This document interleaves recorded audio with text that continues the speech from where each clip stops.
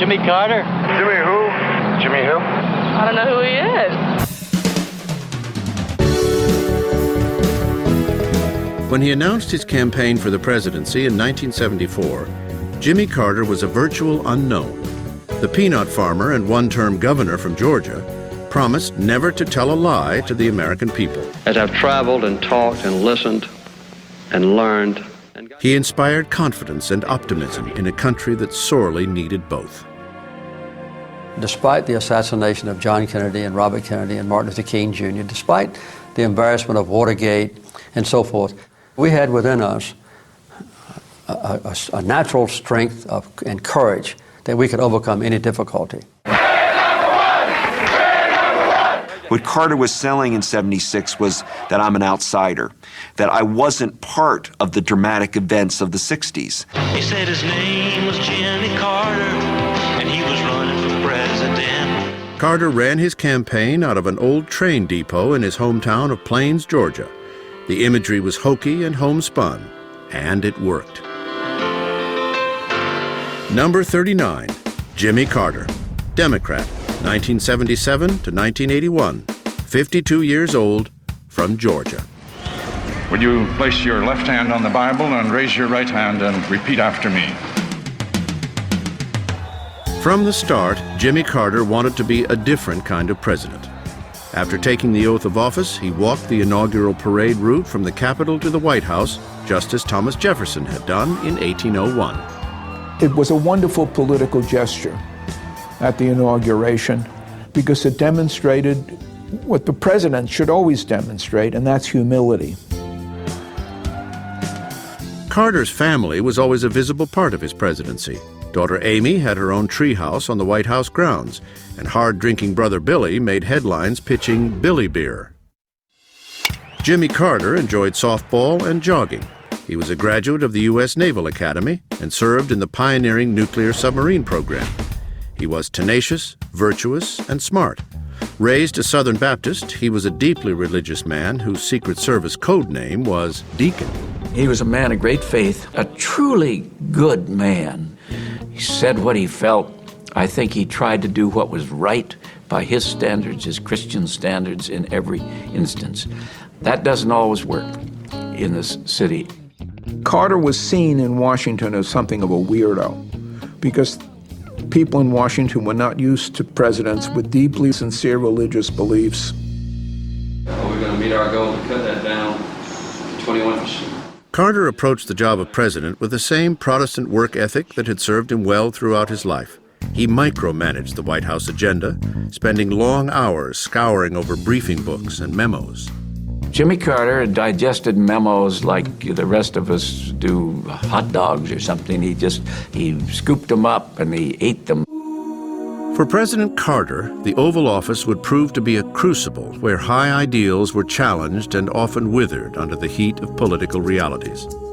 He found the political games of Washington unsavory, and he mostly refused to play them. You've got to get along with those politicians. You got to get along with that House. You got to get along with that Senate. And he just didn't do it. He would not play that game. I thought that Jimmy Carter was someone who was very idealistic, wanted to do the right thing, but I felt like he never had the kind of pragmatic political sense that you need in order to negotiate the power centers that you have to negotiate in Washington if you're going to get anything done. Carter's political reticence handicapped his domestic initiatives, although he did change the face of the presidential cabinet, adding posts for energy and education. It was on the world scene where he truly made his mark.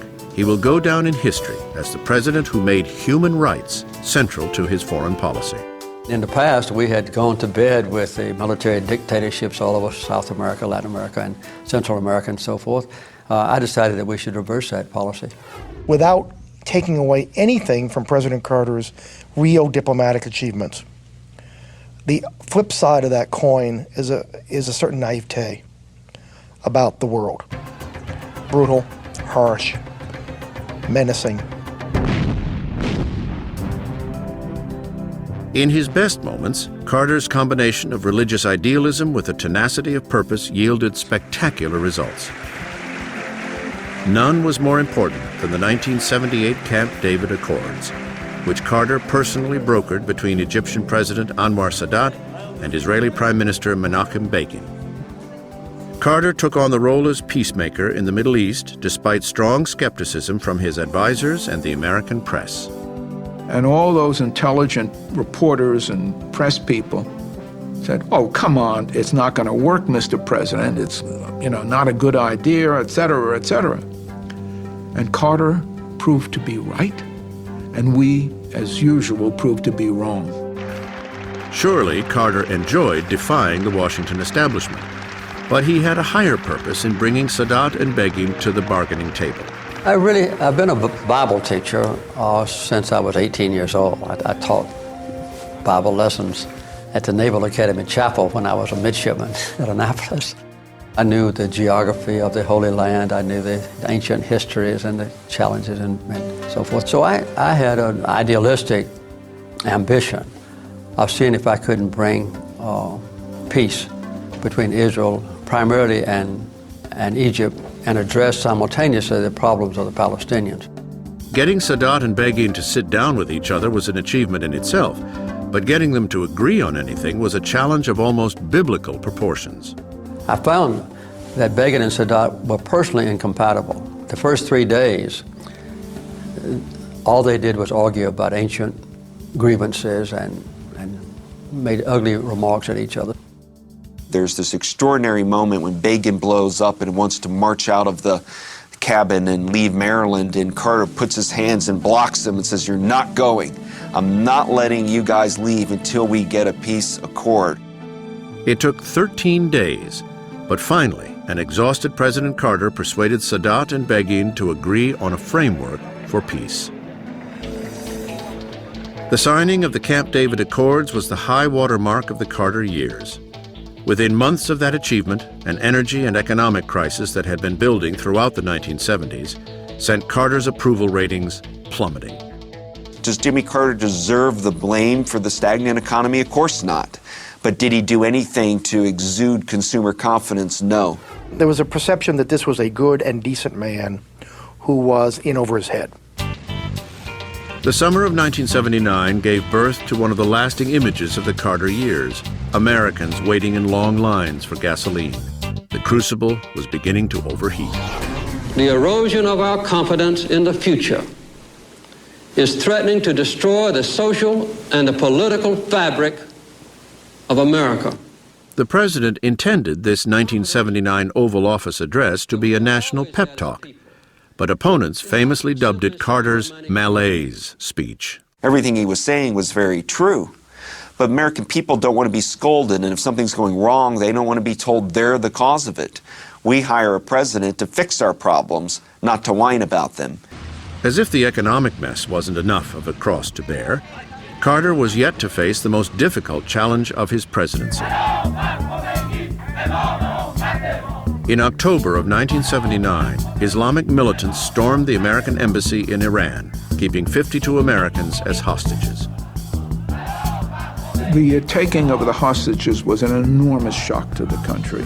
To see the American diplomats paraded with blindfolds and all kinds of humiliation was a shock to the American people. Carter resisted calls for a swift military response, preferring the slow path of diplomacy. It was a decision that reawakened the uneasy feeling among many Americans that he was too weak-kneed to be president. But Carter wasn't about to start dropping bombs just to boost his poll numbers. My most difficult decision was not using military force against Iran. I could have destroyed Iran, all its oil fields and so forth, with a military attack. But I thought that in that process, our lives would be endangered or maybe lost.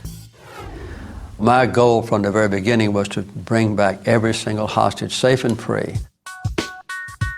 A failed military rescue effort in April 1980 further weakened Carter's image. The 1980 election was held on the one-year anniversary of the taking of the hostages. Amid the avalanche of bad news, Carter lost in a landslide to an optimistic and tough-talking former actor from California, Ronald Reagan. Carter became obsessed with securing the release of the hostages before his term expired, and spent the last sleepless days of his presidency conducting negotiations from the Oval Office.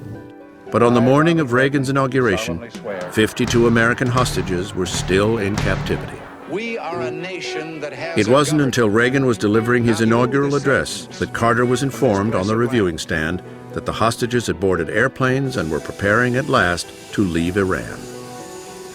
They had been sitting in an airplane at the end of the Tehran airport for about 2 hours and a half before that time, just waiting, I think, according to the Ayatollah Khomeini, until I was no longer president. Some speculate that the hostage release was delayed intentionally to hinder Carter's re-election bid. But all President Carter cared about was that after 444 days in captivity, 52 American citizens were coming home unharmed. I was euphoric with joy and thanksgiving, and thank God for answering my 14 months of prayers. I don't think I have ever had a more happy and joyous moment in my life than to know that finally the hostages were coming home. Carter returned home to Georgia, where he embarked upon a post-presidential career as a peacemaker and international statesman, which earned him a Nobel Prize and universal acclaim as a model ex-president.